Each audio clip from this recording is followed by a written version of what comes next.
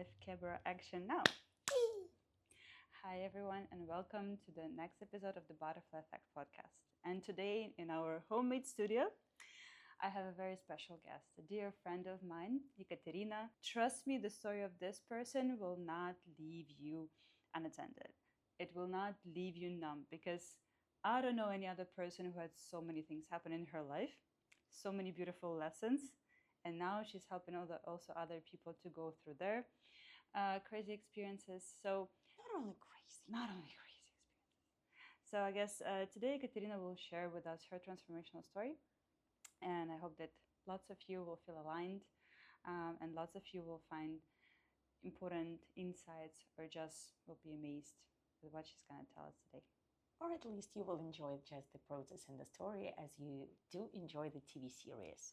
Because my screenwriters, the Angel screenwriters, were really good in comedy, action. Absolutely. And psychology lessons, like all in one. So let's begin with the first and foremost question. Yeah. So tell me who you are, but from the perspective of who you were 5 years ago and who you are right now. From the perspective 5 years ago, for the ease, the first of all, I call myself now for the ease of what there is Ekaterina Nova, because I have 4 family names, but Nova I think it's good. So from the perspective 5 years ago, I was living in multiple countries at the same time, cruising the world. I've been doing Coco Swim brand. I was actually making it bigger. It's Coco Swim, it's for bikini brand. I've been testing the theory of building international relationship and if I'm actually good in not only in theory but in practice as wife material. And but he was not enough, but it's another thing. So what else I was doing? I've been helping people on the way, definitely working as the happiness coach, and and I was just going through. And 5 years ago, there was the few things happening. I've been to the wheelchair for half a year, and straight after that, I went back to business thing. And in a couple of months, my mom got sick, and I was fighting for her life for a year. And straight after that, I decided that I need some rest, and that's why I decided to test the wifey material theory. That's a lot of things on your plate. Kind of. Who you are right now?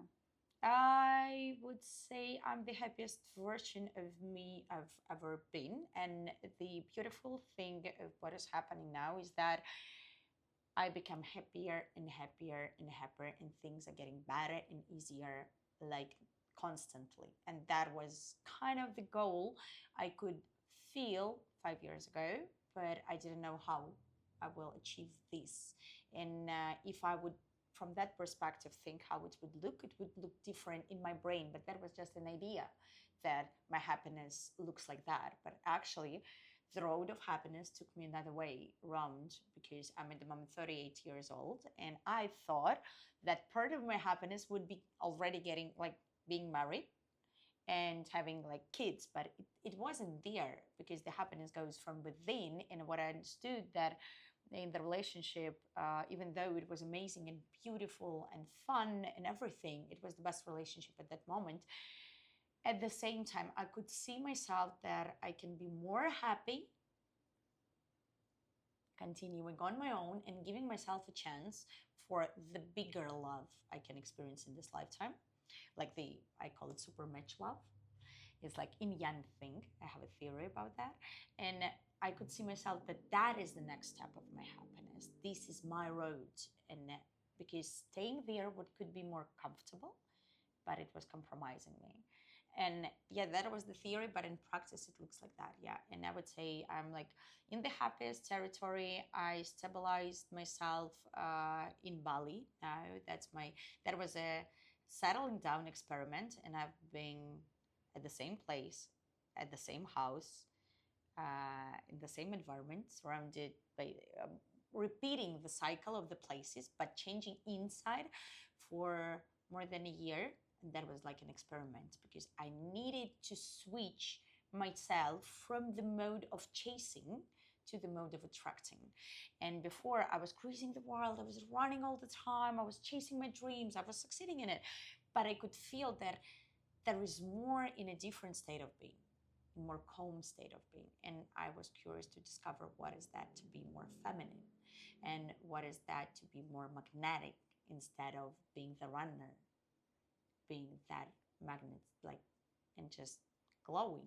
Don't chase, attract. Yeah, kind of that's strategy. kind Yeah. of the thing I was discovering on the way now. Yeah, and it works. That's the beautiful thing of that. In the middle of the process, I thought I'm getting crazy, but no, it's working.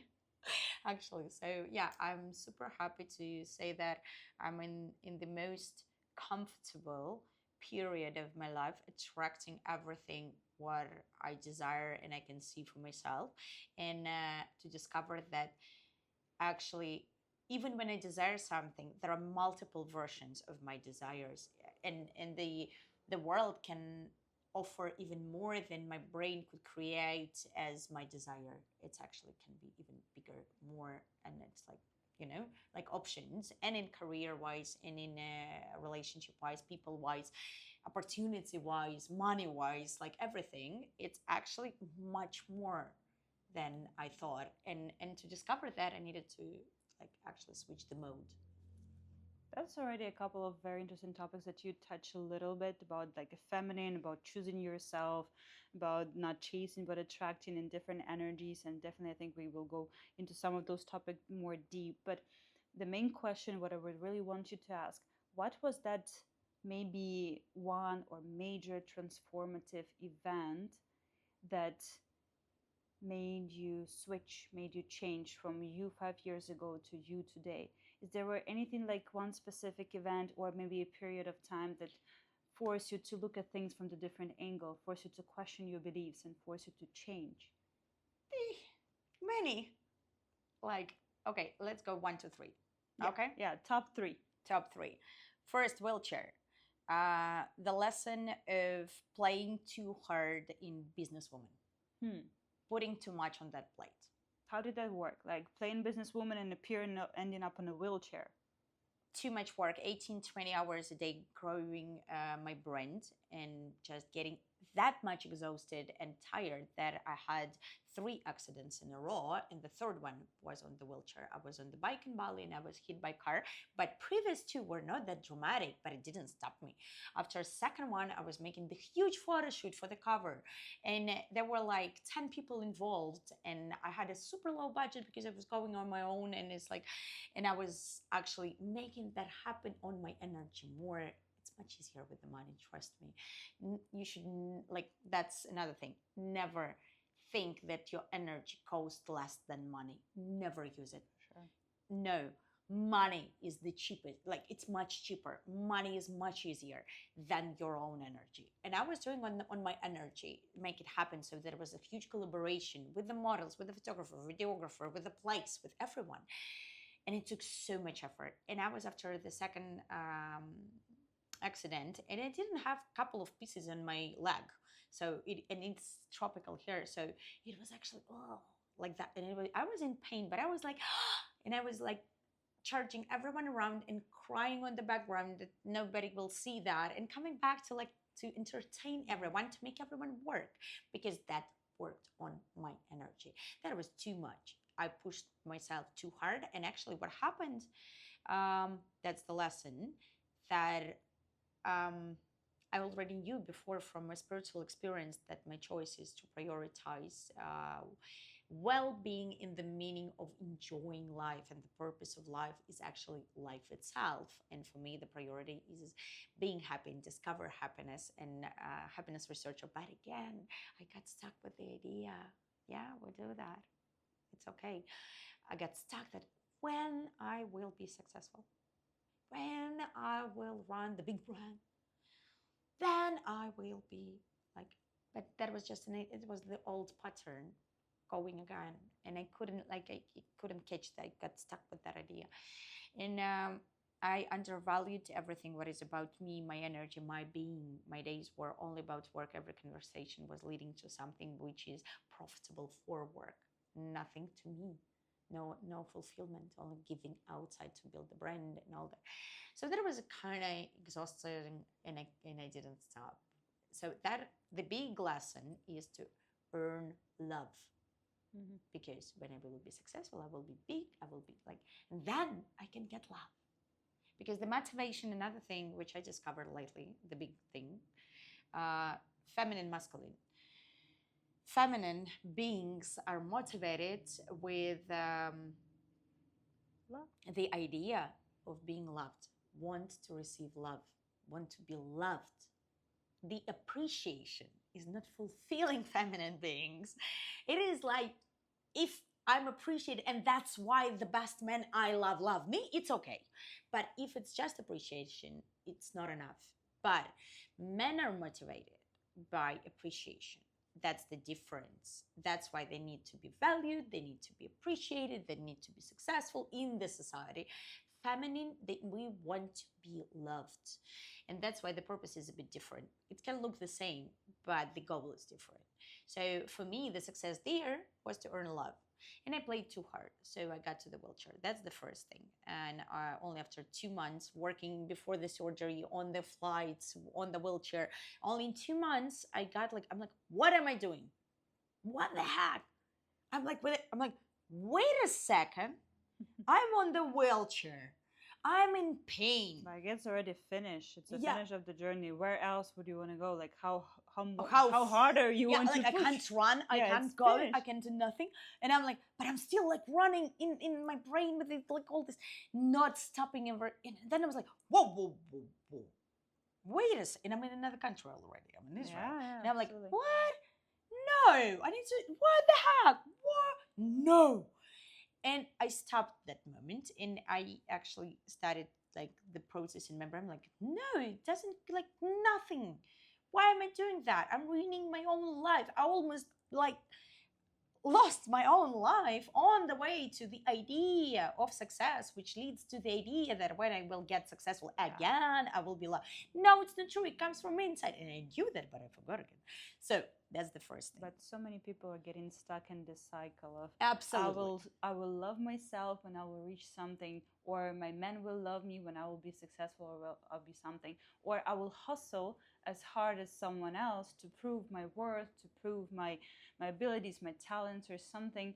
But it also was a big lesson of mine for the recent months that hustle doesn't work for me anymore. And I believe for many women, it will resonate a lot with them, that we're looking for a different way, a more feminine way, a more slow and conscious and attracting, not chasing, not running, not hustling, not killing yourself, not putting yourself into the freaking wheelchair eventually to reach your goals, but something different, something more feminine, something more conscious and loving in the end of the day. Because as you said, like, you've been given so much, but you didn't do anything for yourself. So what's the point of career if you sacrifice yourself for that? What's the point of family if you sacrifice yourself for that? And that's also very important, to listen stories like this and double check your life. Are you loving yourself already in the moment? Do you feel that you're already worthy? Do you feel like you're already enough? Or there is like a bunch of things that first you need to get in order to feel all of this? Because trust me, this journey has no end. You will be running for years, for decades. You'll be achieving and you stuff will get to and achieving again. Yeah, and you will end up in the same point. All of this is not enough if there's nothing inside. So work on the inside. It's a shortcut, I guess, that we all with the time are learning. Absolutely. Because, like, to feel loved, you need to love yourself. That's the thing. Very easy. And then the world will reflect it. Yeah, absolutely. And that's the reflection. Yeah. While it doesn't matter in which area of your life, but while you are trying to earn love, the position inside is, I'm not loved. So you need to switch to, I'm loved, and then act. It's a different position, because you can't at the same time try to earn love and be loved at the same time. It's two different things. It's opposite, or there or here. So yeah, that's the trick. Second thing, actually mom's sickness, because it was too much, honestly, because straight after the wheelchair, and her sickness is mania depression syndrome, and she didn't have mania episodes for 20 years. And that was insane mania episodes. Like I've seen being grown up. I'm still grateful for that journey, because as well as for the wheelchair, because but the wheelchair first. Okay, funny story about that. Funny one, funny part. Let's make it a bit more fun. Yeah, not that dramatic. Have you heard many fun stories about the wheelchair? Yeah, you do. You will now. You will now. So when I got to the I had a big surgery because my bones were broken. Blah blah blah blah. And I got the surgery only in 28 days after the accident, and not straight away. Not like, because that was the schedule in the best hospital in Israel. Like I could do nothing to make it faster, because that's the best doctors. And anyways, 28 days. So that means they needed to break everything again. Mm. That was crazy. When I went out of the surgery, I had like panic attacks, like very bad reaction to the anesthesia, because my body doesn't like any of that. And then like, don't take drugs because of that, and don't try, because I react weirdly. I can and that's it. So I had a coma when somebody put something to my drink in the club, like for 7 hours, and I could hear everything what is happening, but I just couldn't move. So my body reacts really on that kind of thing. So when I woke up, at least I didn't feel the surgery, but then it was really hard. And the pain was just insane. It was like next level. They put all the medicine inside of me, and they gave me to go home. These pills, the strongest ones with the morphine. But my family, both sides, I mean, and mom and dad, more further, not that bad, but mom and dad, both are struggling, like used to struggle with the addiction. I mean, my dad passed away, but my mom is still here, and she's just in alcoholic rehearse, like this 12 steps thing. Mm-hmm. She's like, and that's a funny story. No. With the pills. So pills. And I remember myself sitting in my mom's place, because she was taking care about me on the wheelchair. So I was sitting with that pills, with that leg, with that insane pain, like crying. And I have these pills. I can take a pill to stop my pain right now. But my brain is like, I don't have a problem. Like these two are like got troubles. Maybe, very, very big chance that if I will start to take that pills, I will struggle with addiction to that, because it has morphine inside. I can get addicted. My body can, like, I have genes from my parents. And I'm like, huh! And I got in the loop of this dialogue for more than, I think around 36 hours. I was in pain, and I was like in this dialogue. Of course, I was doing something, but dialogue, like I was in the loop of that. Should I, should not, should I, should not, should I, should not, like that. But then that's how the brain works. Like you get stuck, but then like I moved a bit, and I was like, I need to make a decision. I need to get and I started to move my body just like that, hands, something. And then the new neuron came, and it's like, okay, honey, it's in my brain. So who was living in the Buddhist monastery studying meditations with the Buddhist monks? I'm like, me. Who was practicing 6-8 hours a day meditations for a couple of years? I'm like, me. Who was living in the jungle wildly to practice the deepest meditations and ascetic life being, to discover the abilities of the brain and the body? Who was that? And I'm like, me. And I'm like, and in the brain is like, so why did you do that if you can't meditate now on the object of pain? And I'm like, true. It's time to put knowledge into practice. Exactly. I've spent 2 years in the deep spiritual traveling, in the classical meaning of diving deeply, cutting all the connections to the normal world, blah, blah, blah. Everything what you can imagine about ascetic like life and all that. So I was really, and I'm like, why did I do that if I can't use it now? Like, what the heck? I was training that skill in me to go in the different state of mind, to observe my own body, not being my own body, because I know that body is amazing, but vehicle. And the brain is amazing, but computer. Mm-hmm. So I'm like, let's go for that. From that moment on, it took me only like maybe a couple of days to adapt to everything that is going on, to calm my body down, to calm my nervous system. And I started to sleep well, to like everything just normalized, even though the pain was still the same, but I calmed myself down. So the funny point was when I was joking in my brain, yeah, you went to the spiritual traveling for what? Like for nothing.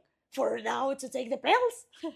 So that's just that part. So the second part, the mom's sickness, as going back to the point. So in a couple of months, there was a huge money episode, which was just insane. With the meaning, in Israel, you can't put someone to the hospital or get some psychiatric help if the person is not attacking somebody else, and it should be life attack. So it should be a danger for life or themselves.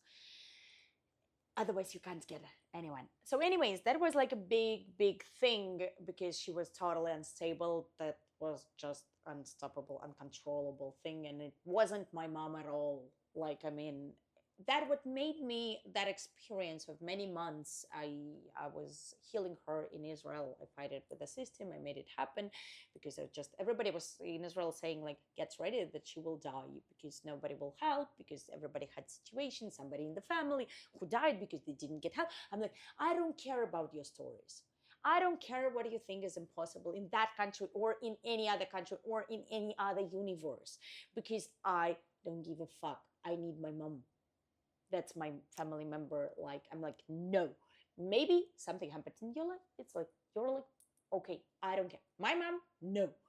So I fight it really hard, and I made it happen like that. She got to the amazing hospital, amazing help, but it was going on and on and on, and she was getting insane in all these actions. And then I took her to Russia. I took her to the private hospital. It didn't work again. Then she started doing so many, and it's like, I thought in the first like month that I will need at least 2 months, like sister somewhere on the beach, because my nervous system was like, oh. But then it was 1, 2, 3, 5, 6, 9, and there was a certain point when my friends, when they saw me, they were just crying, like seeing me. Can you imagine me? And they were just seeing, and I thought I'm okay.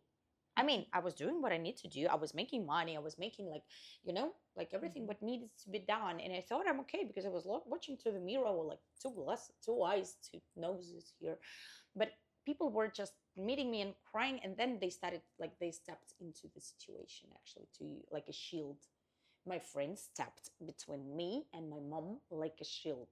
They're like, you're not going to do that again. You're not going to, because you're going to die. You're going to ruin yourself now. And what was your lesson in this story? That even when it's closest ones in your family, when it's your closest member, it doesn't matter. You should never sacrifice your own life being or wealth being, because to help anyone, like, generally, you have no right to help if someone doesn't want to get help. That's the first thing. Yeah.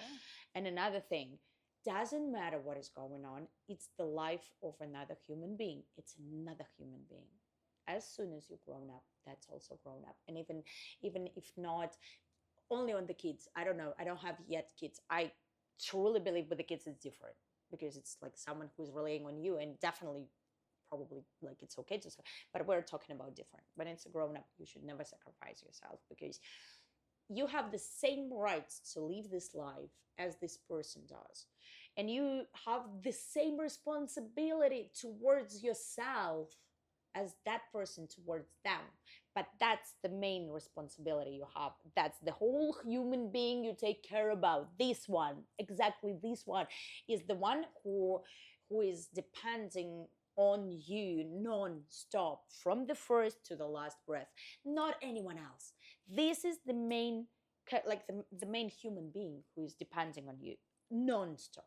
Everybody else, from time to time, even the kids, they come, but then they grow and they are grown-ups, and they separate human beings. But there is this one.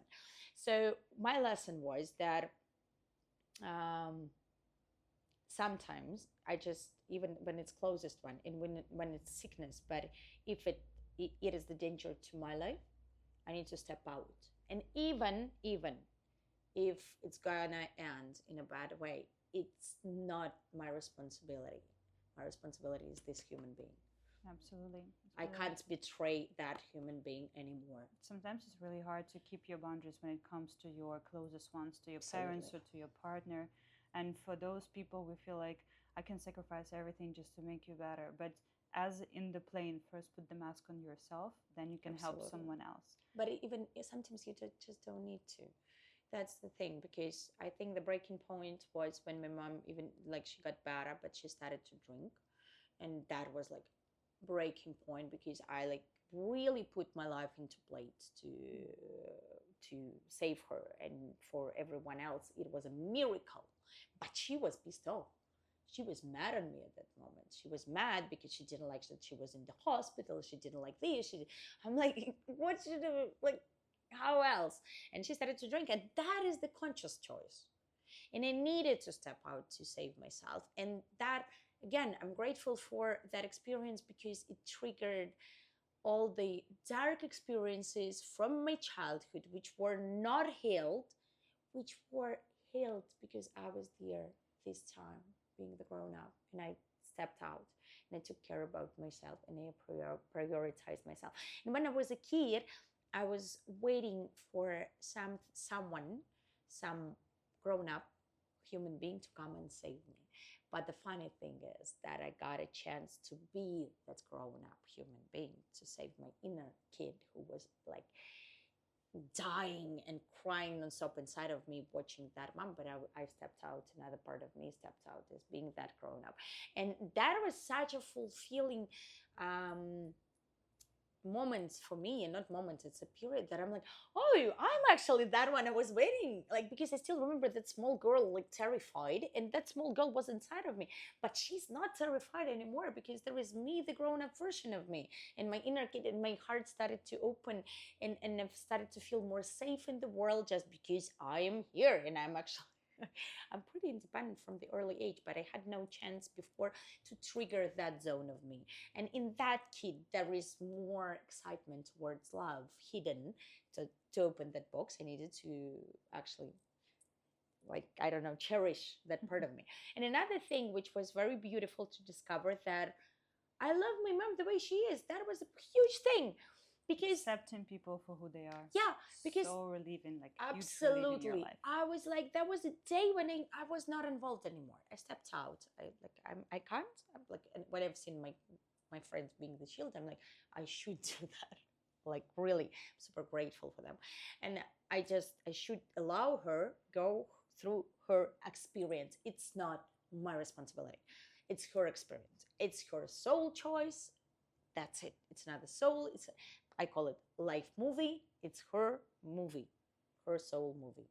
Can named life. And that's the lesson that I believe so many people also need to hear, because your parents are just human beings, same as everyone else. They also can make mistakes. They also can make bad choices. Sometimes they want to make bad choices. Yeah. They want to live this life exactly how it is. They want to fail in life. They want to experience this. They want to experience maybe addiction to divorce or anything else. It's just a movie. Yeah. It's just the movie for the soul. When we watch movie, that's how, like, it's transformed my also perspective. Because when we talk about the movies, for example, there is a thriller and there is a romantic comedy getting Oscar. Both. Which one is better? I mean, both are genius. The same about life. Yeah, we have totally different, like, movies with mom. But it doesn't mean that from the perspective of the soul, that movie is less. No. It's not. Also very exciting. Exactly. It's like an amazing experience. If we go zoom out, then you can see that. That's just the experience the soul is going through. And the soul is like timeless. Come on. It's like, it's, yeah.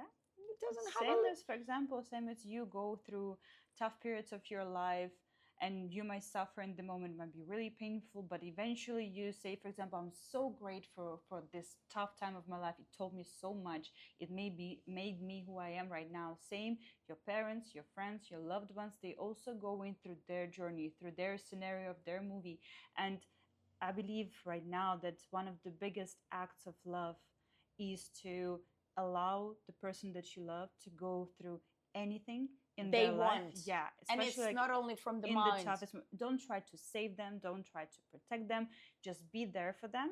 Yeah. just let them know. You can even use this phrase. I use this phrase with my mom, and it actually works so much because my story in the mom case is very similar to yours. Is that I love you so much, and I see you big enough. I see you capable of going through this, of handling this, and I will be near you. I'll just stand by your side. I'm not saving you. I'm not helping you because you don't need to be saved. You're going through your stuff, but I love you and I believe that you can do this. And I believe that's a very good support position that you can show proactively instead of saving. I use a bit different Or from you that can say moment. your phrase. Yeah, I'm like not only about the phrase. So the big discovery was when I understood when I stepped out. I was like, I was missing my mom so much. My mom, and mom is not easy. But I was missing that one. I understood how much I love her with all her things, but just being not that sick in addiction or manic depression thing. Her, as she was for 20 years of remission, and she was really challenging. And at the same, I like my heart opened so much when I went through that childhood things, actually being for myself this time, and I'm like, I'm here. I'm okay. I'm like, she's not a danger. My life is not depending on her anymore. And that's beautiful. And I'm okay. Doesn't matter what she does. I guess this is how we unpack unconditional love. Yeah. And I'm like, just unconditional yeah. love? And I'm like, and she actually came back and she recovered on her own. Absolutely. And my position now, I'm like, it doesn't matter what's going on. And I'm like, mom, you're the mom. Yeah. And you're the mom. Yeah. That's it. I'm like, you're the mom. Do whatever. I mean, you're the mom. That's it. I don't have. I did like some, but it's small. But it's not that like still going through it. But generally, no more expectations. She's grown up. She doesn't need to give me the parenting love anymore because she made her breath when she was like best when she was raising me, and her language of love also what changed. Now it doesn't matter in which mood she's or what she says, or she's trying to manipulate me, or she says, but she can do that and she does it a lot, like I love you. But also she can say different things because different moods and all that. And it's okay. But from that moment on, doesn't matter what she was saying. I knew that it doesn't matter because everything what she says is like, she loves me. She's angry, she loves me. She is happy, she loves me. She says she loves me, she loves me. She says I'm like doing something wrong in this life or whatever, or not giving her enough attention, she loves me. Every time, doesn't matter what and what's reactions, and we could still argue, it doesn't matter. Each time I knew she loves me and just sending her love back. And that's the thing. It changed a lot. It switched the script a lot. So that's the second thing. After wheelchair and mom getting sick for a year, finally I got this a bit of vacation mode with my ex because I was like, let's discover wifey thing. I need some rest from like being settling. I'm not settling, but go into the relationship being like taken care of. Okay. I was so exhausted. So I'm allowing someone else to take care of me. Yeah. Mm-hmm. Because I was like, I can't handle that independence anymore. Independence in the meaning also the whole world, like my family. Yeah. I felt like that. It was exhausted. I'm like, okay, I just need I do now need the man to take care about me. I'm too exhausted. Yeah, I'm strong, but really just, I'm ready to be sexy, be feminine, be whatever. Like, I know I can cook, I can clean, but please just take care of me. Yeah. But no, because the character I chose, I should not. That was a bit of battle. But yeah, to make it, that it doesn't matter. So anyways, I got this vacation and amazing relationship, and it went really good, even though he wasn't the best. He was amazing, for example, for understanding. But he was not the best material for that, let's say, because he was in the divorcing process and he didn't want a serious relationship and he didn't want to settle, get married, whatever, one more time. And I was like, okay with that. I'm good. I don't. Because I did, wifey thing is not in the meaning I wanted to get married, but wifey thing in the meaning I wanted someone to take care about me, but I didn't want to think seriously. So anyways, what he offered was like, let's travel, let's do this, let's do that, not too serious. I'm like, yeah, let's try that. And at the same time, I wanted to see where it will go and how will I look in a serious relationship, but okay, in between. Okay, long story short, in 2 years, of course, he wanted to marry. of this. For me, of course. That's horrible. I'm so sorry. No, it's okay. He started to call me wifey, and yeah, but what I discovered in practical thing that, yeah, I do enjoy being the woman next to the strong man.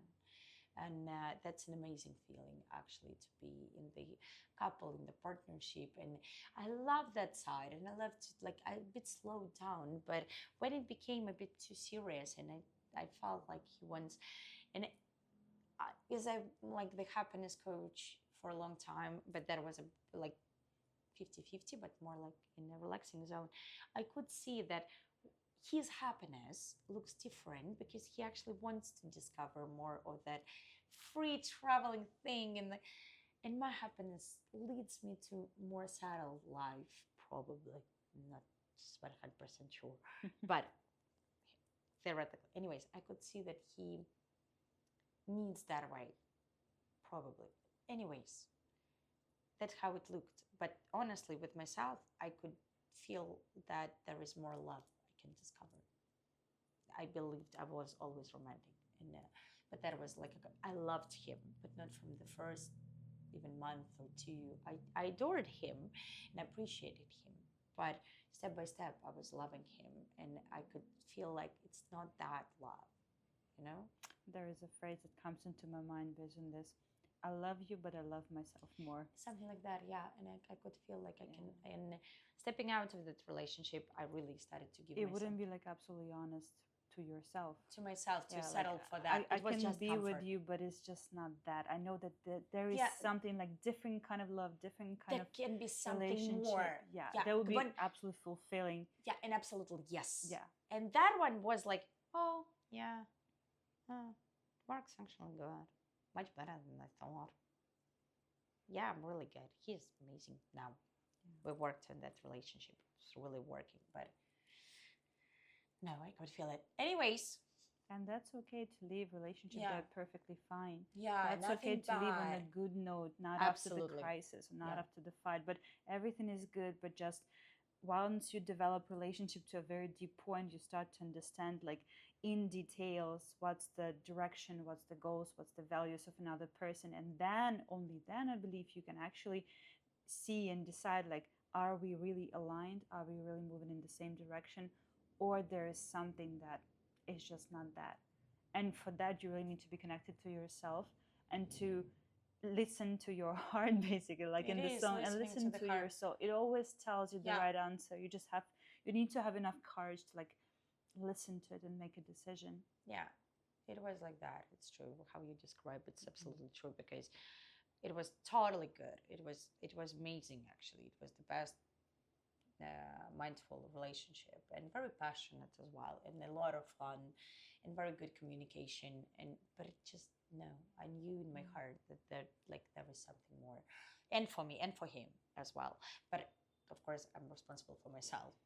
Anyways, to be honest, he became much more happy man being in that relationship, so I didn't leave him like with nothing. Yeah, he elevated a lot, really, with the happiness and discovering how it's possible to be more happy in each day-to-day life, because he was kind of that alpha man who is like, just, we're going to the nightclub with this table and I will just stand there. Like, when I go, he is an amazing chef. Me. Yeah. I'm gonna stand and be masculine, and you have to. Yeah. That kind of man, like a bit old school. And he was like, I go to the gym to be in a good shape, and because I just like being in shape. That's it. Okay. And he became that kind of, and he was like, he was 47, and he was good looking, really good looking, amazing shape. And he started to surf. He started to actually enjoy going out, not just enjoying the food, not just showing off, but enjoying the food, trying different things, trying to walk in the city, right? Walk. Skateboard and do TikTok. Having fun with his own kids, making TikToks with them, making the TikTok he discovered a lot of things which didn't take any value from him as the man being and the boss being and the business owner. He just didn't allow himself to have fun with life. But he started to do that, and he started to discover, and like when he went on a yacht, from that moment on, not only like chilling like that. No, jumping from a yacht, surfing around, like going with the waves, like enjoying the loud music, like having fun, remembering that he's like, there is no time limit of time you can enjoy. And Anyways, you're wasting your life just to look cool. yeah, That's yeah, and being like frozen cool. it. Actually, when you're a big boss, you can do that. Nobody will judge you because you are running that. Actually, that's what much what more was. to life. There's just Yeah. much more to life. Yeah, you can allow yourself more, not less. That's So just to summarize, in the pretty much a couple of years, 3 big transformative, that was four big transformative events, and I believe there were many more, but this one was like big and the biggest, let's say, out of everything else, happened one after another that made you look at the things from the different perspective. No, that was the biggest, another big one, really big. I will tell fast. Okay, but that put was it big. into the basket. When I broke up with that one, like with my ex, amazing one, right? But my screenwriters, angel screenwriters, didn't stop on that because probably I needed to understand one more thing in life. You need another lesson. Yeah. One of my really, really good friends died unexpectedly. She was like my home in Moscow. She was one of my best friends, and it just really happened unexpectedly. And she was young. She was 33. And I was like, whoa. And she actually was the one who never stopped. She didn't slow down in her life. Never. She went to more than 85 countries. She built 3 businesses. She built the house. She built the apartment. She bought the apartment in Moscow. She made the charity company for the families with a lot of kids who doesn't have money. She was running that. She was the psychologist. She was the marketing. She had marketing agency. She had model agency. She made a lot of things in her life. She was kite surfing, snowboarding, everything what you can imagine with the sports and boarding and all that. And very, very fast. And I was with her on the phone until like in her last day in the hospital. And even in the last day when she was in the emergency room, she was still organizing the video shoot for the TV. I was helping her in her apartment. The TV show was recording in her apartment. She was giving it for rent, even from the emergency. She never stopped. And she passed away. And I was like, I was paralyzed a bit. But I was like, okay. Just, okay. I need to go through that. I need to breathe through that to support her mom. Just, I will somehow, like, it triggered me to think about my life a bit and actually a bit slow down. But then in half a year, less than half a year, there was another friend, and she came to see me to Israel, and we didn't see each other like one-on-one for a few years. But then she's coming, and we're spending time together, and she's also a big part of my life in Moscow life. She built the community I was into for business girls, business branches, and I was part of, and I knew her for I don't know, like 15, 20 years, 15 years, maybe 17 years, from my 20s, and she's coming to Israel, and I'm like, I love that girl. She never slowed down as well. She is incredibly educated. She built also like 3 or 4 businesses in her life, including the private jet company. She got married, she got divorced, and and we met in Israel. And she's living in Israel, and I'm being a lot aware about people and psychology and psychiatrics. I could see something is wrong, and I called our common friends to warn them, and they were like, no, you're just. I'm like, blame me. You can blame me if I'm too too much into Overreacting. Yeah, but please contact her parents, contact her ex-husband, contact her closest friends. Something is going on. Something is wrong. I know. Like, if not, I'm good. She will cut me off. I'm okay with that. She can cut me off. She can never speak to me. Better I will be the bad guy than I will not work. Anyways, it went forward, and when they contacted her parents, actually, that was true. She was not okay. She got mania depression syndrome, and she was already in the hospital. She, unfortunately, after the hospital, she succeeded with the suicide. It was the second time she made it, and I was like, and the whole community, and I was like, because we're like a lot of girls, and we're all good. I mean, but she was one of the best ones. She was having so much fun with life. She looked like, and also all these sports and events and wakeboarding and amazing guys, and she's good looking. She's super pretty, super smart, successful, everything, an amazing family. And that's happened. What's going on? And I was so shocked, and I was like, whoa, whoa, whoa, whoa, whoa. Wait a second. So, okay, just first, how am I? I'm like shocked. Second, how are like others? I'm like, I need to call this one and this one.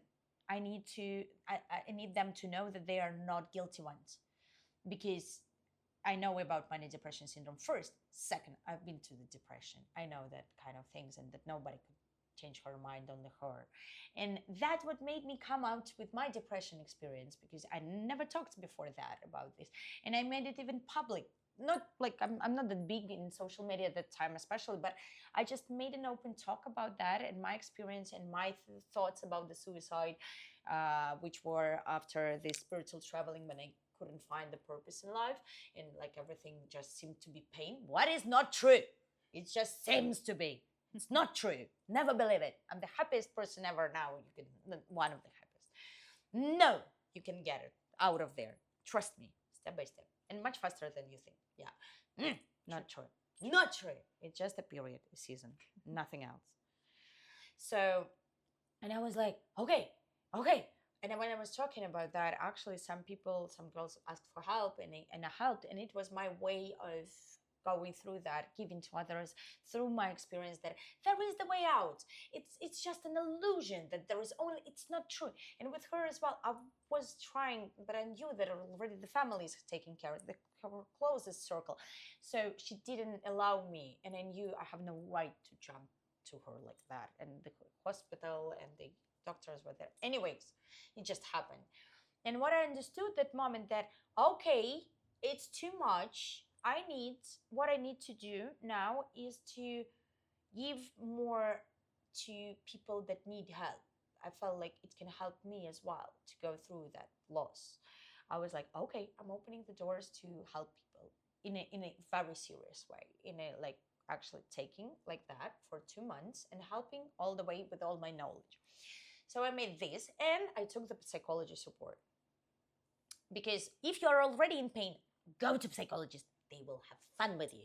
Oh yeah, they are trained for that. They're the best partners in crime if you are already in pain. But if everything is working actually good, and you want things to be better, no, you don't need to go backwards. If you need to go forward, you need to go forward, not backwards. Go to the coach. Exactly. If you want to swim a little bit in your past, go to the therapy. If you want to move forward, go to the coach. Exactly. Forward, coach. If on the way you got stuck with the pain, call also therapist. Yeah. Go through that. Because mostly coaches doesn't really like to swim in your childhood trauma. No, but the psychologists like. Oh, they love it. They love it. Do it for years. You just need to use different tools for different things, right? To drink, you need something fluid. To eat, you need some food. The same thing. Forward, coaches. Got in pain? Call the psychologist. That's the trick. So I've got to pain, obviously, losing the girls. And I was already in therapy and helping others who got magnetized, sharing my experience and helping to get out of the depression. Mm-hmm. Most of them were depressed, obviously. But that episode let it like magnetize to me people who needed help to get out of depression. And I was totally good with that. I'm okay. I'm good in it. Mm-hmm. So, but then the third friend is dying. I'm like, I remember myself. I'm in Turkey already. But the good point is I was already helping my nieces. So that was the fairy tale part. But I was like, what the heck is going on Your whole with world is this shaking. life? Three girls, closest ones, the fastest ones. I'm called always the fast, but these three were faster than me. Were the same speed or faster. It was like, third one cancer. So, also never slowed down. So the big lesson from all these losses was to re, huh? How it's called when you rewire all the things. No. Anyways, I was rethinking about all the things I'm having in my life, all the directions I'm going to, all the goals I'm thinking I want to succeed in, personal life, whatever, career wise, and blah, blah, blah. And I was like, making. And I was like, okay, no. And I was just letting go all of that and going fully into my heart. And I was like, it doesn't matter the external that much. The inner is the main thing. What I promised to, after my first girl even died in all that experience, led me to trust my intuition much more than my brain, and led me to more researches in that direction, because the brain is capable only of analyzing the previous experience, and the intuition is the higher mind talking to you and leading you to your new experiences, which are more connected to your bigger, greater levels of happiness, abundance, and love. And I was like, no way I'm gonna, like, no. Less theories based on the previous knowledge, more trusting and co-creating with the universe and with my higher self and with the intuition. And from that moment on, I was more focused and more each day on my state of being, instead of the idea of what will bring me that state of being. So more practicing of being actually happy today and now, and creating every day as happy as it possible, step by step. That's the priority. Okay, that's the main priority. So, and I was like, no way. And slowing down, because what do we know from this episode? That if you are running nonstop, there is only one direction where you will get To reach the finish. to reach the finish. And it First. doesn't matter which age, actually. Yeah. But if you run, you can run all of your life, and you will just. And there was no life actually on the way. To see how beautiful your life is, you need to slow down. To see how beautiful you are, you need to look inside and to yourself, not to others. Absolutely. Totally. You see how interesting is that when I asked this question, and we started to answer the first question an hour ago. Almost an hour. Almost an hour ago. But funny enough, about the most transformational periods of your life, mostly people are answering this question telling about like tough times. So, which proves exactly the idea that no one really changes during the good times. Big, like no big changes. Like you just polish some things, you become better. Obviously, you evolve, you build stuff, but big changes that made you who you are, that shows you your purpose. Because as you heard, like by just helping others to help yourself, Ekaterina partially found her purpose in helping other people, in sharing happiness in this way. Yeah. No? It's not true. I was trying to avoid it, to be honest, most of my life. Avoid Helping others. But aren't But you now that's at it, the point that's- when yeah, you're but- accepting but- that this is yeah. part of who you are? It is part of it. That's the natural shape. That's why my life story and my family story is like that, because it's easy for me. But I was trying to avoid it as much as possible, because I wanted at least a bit of my life for me, because like that's what was happening from my childhood, and I felt like I No, have by a the lack. time you just learn to But these add two things, together. but you see, but these things led me to sharing the knowledge of just sharing, giving help, because I've got through that and I know the tools, and helping as many lives as I can to switch from to more happy being, because I know it's possible. And now, now it's true. It's definitely part of me, and I love it. I'm enjoying that so much. When I'm true with myself, and allowing that to be, not forgetting that it's also me in it, but to Mhm. feel like I am in it. It's not someone taking my life from me. I needed to learn how to prioritize me, trust my intuition, and being focused, like centered Yeah, and that's here. also that lesson that you learned through your transformational period, as you said, like Absolutely. not sacrificing yourself for others, Yeah. not giving too much when you have nothing left. It Just is not giving first, too much at all.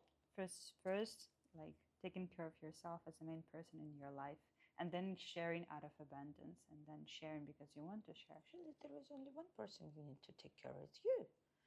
And when others come for the knowledge, you just share your knowledge. Yeah.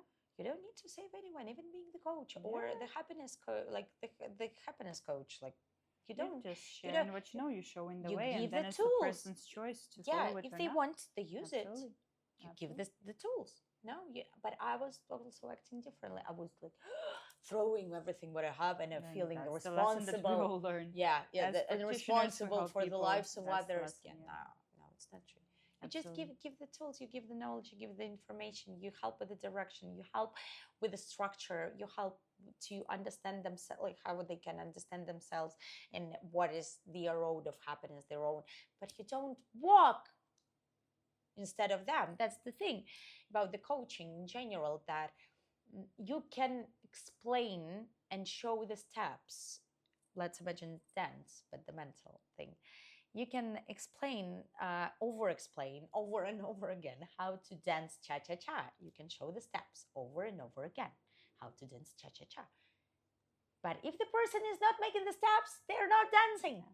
No. You can dance it for the person. Absolutely. Absolutely. You're doing your part of the job, and then the person does their Yeah, part of the job. and everybody's grown And up. you also have to accept that everyone will take as much as they want, as much as they can. Absolutely. So And they also have the right not to use it. absolutely. It's like their right. They can listen. They paid for that. They can take the information, listen to that, do nothing with that. It's their choice. And then remember it in 5 years and like, so Yeah. that's what she meant. Now I'm Yeah, ready to do this. and it's also okay. It's not your responsibility. That's a big Absolutely. lesson. That's a huge lesson for me. Absolutely. Yeah. I love it. And also to slow down. Yeah, enjoy life right here, right now, and live. And for me, the understanding of the word that live every day as it's the last day actually now means totally, like it sounds very different to me. And not in the meaning that rush and run. Opposite. Opposite. You can run, and you can if you want, but like a last day, it's like it's actually feeling here and now. Like we're now making this podcast, and I'm just enjoying every second. I'm not even remembering what exactly I'm saying, or like focusing on how I look or whatever. No, it's not about that. It's about the feeling of just the being process, in the just flow, just enjoying. being here and now is the and each day, if you're just lost in for some reason you got stuck in pain, just trust me, there is a way out, and not just out. You can be happy, and you can be more happy than ever before. I know that, you know that. Absolutely. I was her happiness coach as well. Absolutely. And it's possible. And it's not about jumping, and you're not late on it. Never, like, because you can never be late. You're always at the right place at the right time because you are there. And that's the main thing. For your journey, you're always enough, and you're always in time. You are, because you are the main That's character of important your to remember. movie. The main character is at the right place at the right time because it's the main character. Yeah, the movie's happening for you. Yeah, around you, actually. Not only for around you. Yeah, You're not the you center. running to jump into the scene of the movie, but the scene is happening because you are there. Yeah, that's the thing. So I love this analogy. It actually gives this kind of inner peace, because I believe in the modern society, everyone is running so fast. Like we get used to this fast dopamine. We get used to being distracted all the time. We get used to see the life of the millions of people and just trying to achieve everything at the same time, having a career, family, health, like a body of the fitness model, and also the mindset of the mindset coach, and everything at the same time. But eventually, there is so many people who just step in at some point and saying like, I've spent 5, 8, 10 years trying to chase and reach all these goals. When will I live? Like I'm True. chasing, I'm running, I'm developing, I'm evolving. I'm not living. I'm not really feeling the life. I'm not really enjoying the moment. I remember my moment when I woke up. Like I was shocked that there is a difference between just existing and actually really living. Yeah. Like not time passing through you, but you're living in each second. You're full of emotions and feelings, and you can touch this life, you can touch the world, you can just actually you feel so connected to everything, to yourself and to everything around you, everything at the same time. It is just a magical feeling. And I guess my life for real started from that moment on. Of course, but your life Not was even. also there. You just awakened. And That's another way, amazing feeling to yeah, be it's awakened inside of awakened, your and life. everyone can awaken. By the way, it's like it doesn't, and Wake up. it's always now. It's always now. You're not late. It's always now. Another thing about running and the body, yeah, and all that. What I discovered that small steps actually bring bigger goals, much bigger in my body shape. When I started to do each day, but 15 minutes, but each day I was spending time with my body. I switched my brain from I need to do sports to I'm just enjoying time with my body. I'm appreciating my body with dynamic, fun time with that, with the nice, cute, fun exercises, with the cool music in the rhythm I'm enjoying, but only limited time, not too much, because not to pressure myself, not to exhaust myself. I'm in the best shape ever. And it's consistently getting better and better and better and better. The same with the mind. I started to work with that, with the like also like few like there were a few spots in a day I'm doing that, and I started to also the exercises I'm doing, like brain exercises, to put it inside of some other processes, not in rush, not pushing, not no, uh, installing that into life, and it became like a game, fun. I'm like watching in the mirror and doing the exercise. I'm driving the scooter. I'm doing another mental exercise. I'm there. I'm here. I'm just, it's right there. And I'm just living. And it's actually also led me to the bigger goals of the mindset, of increasing my hormone system in my body, of the stabilization of feeling happy, being more conscious, being less reactive on everything what is happening around. Especially you can see that on the roads here, like, and I'm like, but with anything.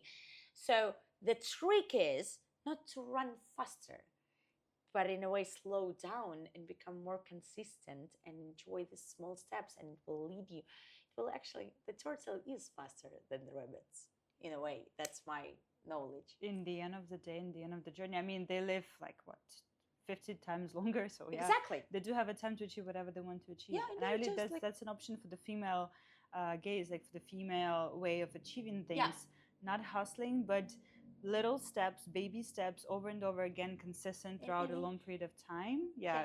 and made it in a sparkle way. Make it your lifestyle, make it Yeah. comfortable for you, make it Yeah. flowy for you, make it Yeah, easy yeah. for you with these baby steps. Make it just easy, don't pressure And yourself. beautiful. And beautiful. And there's different kind of women, yeah, but Yeah, and but beautiful and sparkly and structured and clear and whatever, Yeah. whatever type of woman you are.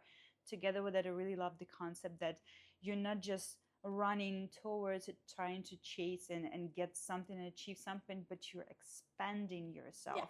So those things will just sooner or later appear in your field. Expanding yourself is actually what Katerina just said, is just developing your lifestyle. With this little baby steps, you just becoming this version of yourself that can have it, that actually just becomes someone to whom this opportunity will come natural. You don't even need to chase it. You need to ask for it.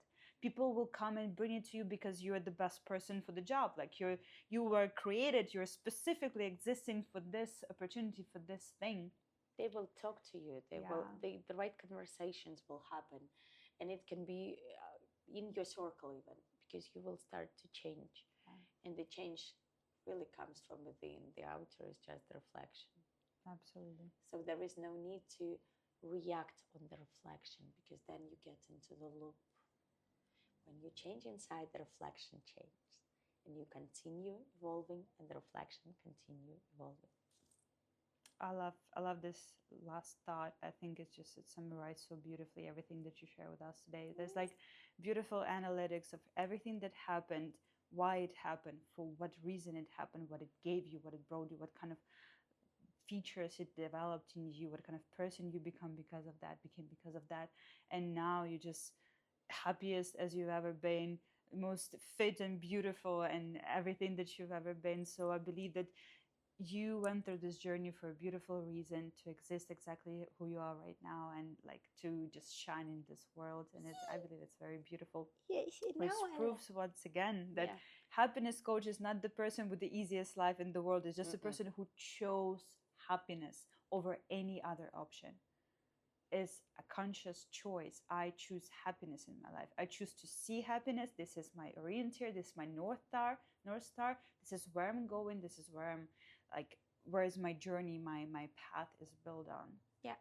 It's like how, not the events which are happening to you, it's your reactions on it. Yeah. And even with the girls, I think that's the toughest I've shared today. I was so grateful that they existed. We had and again, it's not my responsibility, but I focused on the gratefulness of the journey we had together. And I imagined again, I zoomed out. Life is just a movie. Yeah. They were for this chapter, for that episode. And they made the chapter beautiful. Yeah, that's it. And I'm like, and again, focus here. I'm still here. And the good point is, as long as I will live, I will be there. And you will be in your life. That's the yeah. That's You're the main. Gonna stay with yourself till the end. And from the beginning. And I will be in each day. And it excites me now so much. That's the main exciting thing. I'm waking up and I'm like, oh, I will be there in each moment. Like everything what's gonna happen, I will be there. I will be there. It's amazing to find yourself for yourself. That's truly the biggest transformation this year. To find myself for myself in that full version, in that full state of being. And that's more than enough. At the same time, it's more fun when many more people are involved. It's just more fun. That's beautiful. Find yourself for yourself. Yeah, that's the main thing. Yeah. Thank you so much for today. Thank you for being so honest and so open about all of your experiences. And thank you for giving all this insight and shortcuts for everyone who will listen to this episode. Thank you. Thank you for listening. And I really hope that you found something very useful, that you heard something that you had to hear today. If you're watching this, that's a destiny also. That's a world talking to you through ourselves. Yeah. And I'll see you in the next episodes. Please follow. I'm going to be very grateful and very curious about your comments. And also, like, ring the bell, put some like, do some action on the page, because I believe that more people need to see it as well. Yeah. Thank you. Thank you for inviting me. Yeah. Thank you for coming. Yes. Actually, you came.